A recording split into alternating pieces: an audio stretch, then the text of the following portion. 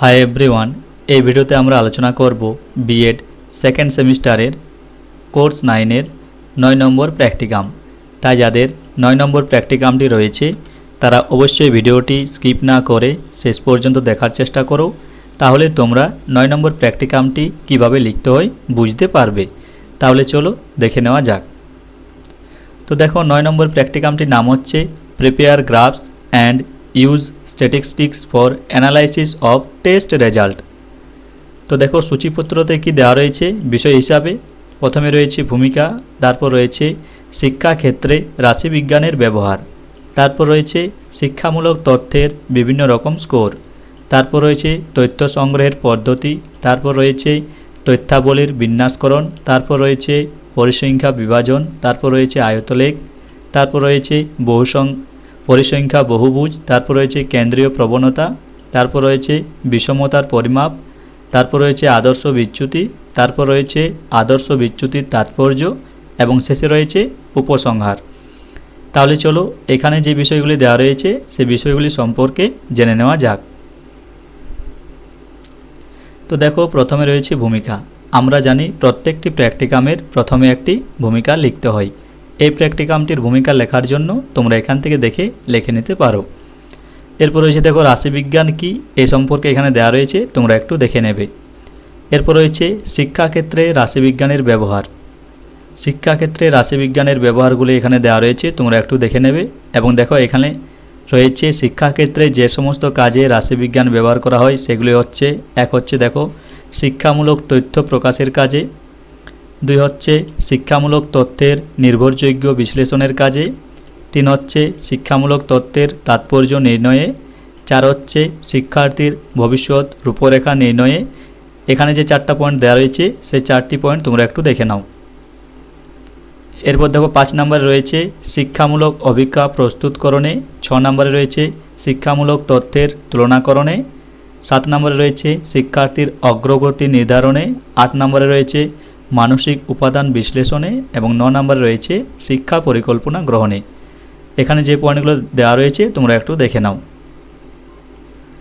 এরপর রয়েছে দেখো তথ্য ও শিক্ষামূলক তথ্য। তো দেখো প্রথমে রয়েছে তথ্য সম্পর্কে এখানে দেওয়া রয়েছে, তোমরা একটু দেখে নেবে। এরপর রয়েছে দেখো শিক্ষামূলক তথ্য সম্পর্কে এখানে দেওয়া রয়েছে, তোমরা একটু দেখে নেবে। এরপর রয়েছে শিক্ষামূলক তথ্যের বিভিন্ন স্কোর। সংখ্যা দ্বারা প্রকাশিত যে কোনো ধরনের পরিমাপকে রাশিবিজ্ঞানের স্কোর বলা হয়। স্কোর হচ্ছে 2 প্রকার, এক হচ্ছে কাঁচা স্কোর বা অবিন্যস্ত সাংখ্যমান, আর 2 হচ্ছে বিন্যস্ত স্কোর বা বিন্যস্ত সাংখ্যমান। তো এগুলো তোমরা একটু দেখে নেবে। এরপর রয়েছে দেখো তথ্য সংগ্রহের বিভিন্ন পদ্ধতি। তো দেখো প্রথমে রয়েছে ব্যক্তিগত পর্যবেক্ষণ সম্পর্কে দেখো দেওয়া রয়েছে এখানে, তোমরা একটু দেখে নেবে। এরপর রয়েছে দেখো সরকারি ও বেসরকারি রিপোর্ট, তারপরে রয়েছে সংবাদপত্রে প্রকাশিত বিবরণী, তারপর রয়েছে প্রশ্ন পাঠিয়ে তথ্য সংগ্রহ, তারপর রয়েছে বিদ্যালয়ের পরীক্ষার ফলাফল, তারপর রয়েছে সাক্ষাৎকার, তারপর রয়েছে অভিজ্ঞতা এবং শেষে রয়েছে বন্ধুবান্ধব বা অভিভাবক দ্বারা। তো এই পয়েন্টগুলো তোমরা একটু দেখে নেবে। এরপর রয়েছে দেখো তথ্যাবলীর বিন্যাস সম্পর্কে এখানে দেওয়া রয়েছে, তোমরা একটু দেখে নেবে। এরপর রয়েছে পরিসংখ্যা বিভাজন সম্পর্কে এখানে দেওয়া রয়েছে, তোমরা একটু দেখে নেবে। এরপর রয়েছে দেখো শ্রেণী প্রসার সম্পর্কে দেওয়া রয়েছে, তারপর রয়েছে দেখো শ্রেণী ব্যবধান, তারপর রয়েছে শ্রেণী সীমানা। তো এইগুলো তোমরা একটু দেখে নেবে। এরপর রয়েছে দেখো মধ্যবিন্দু সম্পর্কে এখানে দেওয়া রয়েছে, তোমরা একটু দেখে নেবে। এখানে রয়েছে দেখো একটি কাঁচা স্কোরগুলি নিম্নের তালিকায় প্রস্তুত করা হলো। এখানে একটা ছক দেওয়া রয়েছে, এটা দেখে নেবে। এখানে আরেকটা ছক দেওয়া রয়েছে, এটা একটু দেখে নেবে।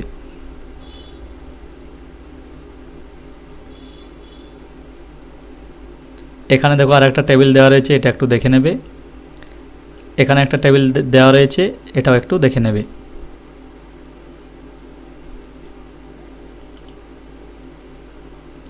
এরপর দেখো এখানে রয়েছে অবিচ্ছিন্ন স্তম্ভলেখ বা আয়তলেখ সম্পর্কে এখানে দেওয়া রয়েছে, তোমরা একটু দেখে নেবে।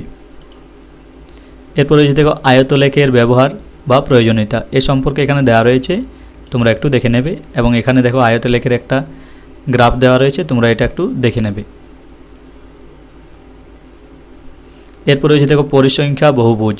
পরিসংখ্যা বহুভুজ সম্পর্কে এখানে দেওয়া রয়েছে এবং এখানে পরিসংখ্যা বহুভুজের একটা গ্রাফ দেওয়া রয়েছে, তোমরা একটু দেখে নেবে। এরপর রয়েছে দেখো কেন্দ্রীয় প্রবণতা। কেন্দ্রীয় প্রবণতা সম্পর্কে এখানে দেওয়া রয়েছে, তোমরা একটু দেখে নেবে। এরপর রয়েছে দেখো কেন্দ্রীয় প্রবণতার মানের বিভিন্ন ভাগ। সাধারণত কেন্দ্রীয় প্রবণতার মানকে 3 ভাগে ভাগ করা হয়। এক হচ্ছে মধ্যক গাণিতিক গড় বা অ্যারিথমেটিক মিন, 2 হচ্ছে মধ্যমান বা মিডিয়ান, আর 3 হচ্ছে সংখ্যাগুরু মান বা হচ্ছে মোড। তো দেখো গড় রয়েছে, প্রথমে গড় সম্পর্কে এখানে দেওয়া রয়েছে। এখানে দেখো গড়ের সূত্র দেওয়া রয়েছে, তোমরা একটু দেখে নেবে।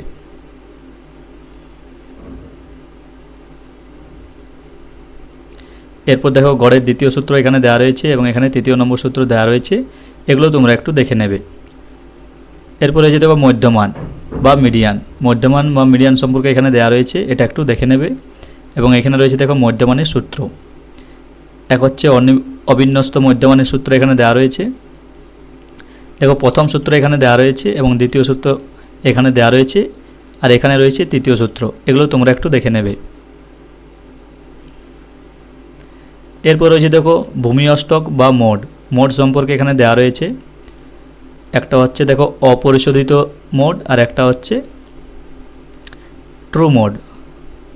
তো এই পয়েন্টগুলো তোমরা একটু দেখে নেবে।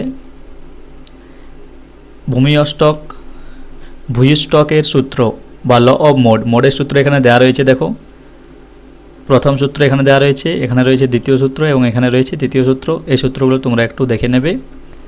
এরপর রয়েছে দেখো ক্যালকুলেশন অফ সেন্ট্রাল টেন্ডেন্সি, এটা একটু দেখে নেবে। এখানে গ্রাফিক্যাল রিপ্রেজেন্টেশন অফ মিডিয়ানের দেওয়া রয়েছে, মিডিয়ানের একটা গ্রাফ দেওয়া রয়েছে, তোমরা একটু দেখে নেবে। এবং এখানে কিছু ক্যালকুলেশন দেওয়া রয়েছে, এগুলো একটু দেখে নেবে। এখানে graphical representation of mode on histogram, অর্থাৎ হিস্টোগ্রামের ওপর মোডের একটা গ্রাফ দেওয়া রয়েছে, তোমরা একটু দেখে নেবে। এরপর রয়েছে দেখো বিষমতার পরিমাপ। বিষমতার পরিমাপ সম্পর্কে এখানে দেওয়া রয়েছে, তোমরা একটু দেখে নেবে। এরপর রয়েছে দেখো বিভিন্ন ধরনের বিষমতার পরিমাপ। বিষমতার পরিমাপকে 5 ভাগে ভাগ করা হয়েছে। এক হচ্ছে দেখো প্রসার, 2 হচ্ছে গড় বিচ্যুতি, 3 হচ্ছে চলক, 4 হচ্ছে আদর্শ বিচ্যুতি বা সম্যক বিচ্যুতি এবং 5 হচ্ছে চতুর্থাংশ বিচ্যুতি। প্রথমে রয়েছে দেখো, এরপর রয়েছে বিষমতার পরিমাপের ব্যবহার। এর ব্যবহার সম্পর্কে এখানে দেওয়া রয়েছে, তোমরা একটু দেখে নেবে। এরপর রয়েছে দেখো আদর্শ বিচ্যুতি। আদর্শ বিচ্যুতি সম্পর্কে এখানে দেওয়া রয়েছে, এটা একটু দেখে নাও।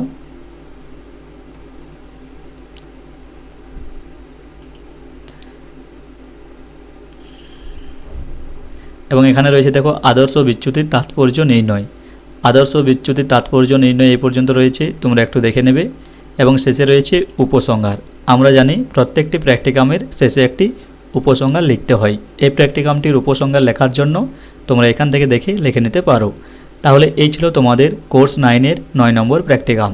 ভিডিওটি ভালো লাগলে অবশ্যই লাইক, কমেন্ট ও শেয়ার করো এবং এরকম ভিডিও দেখার জন্য অবশ্যই চ্যানেলটিকে সাবস্ক্রাইব করে পাশে থেকো।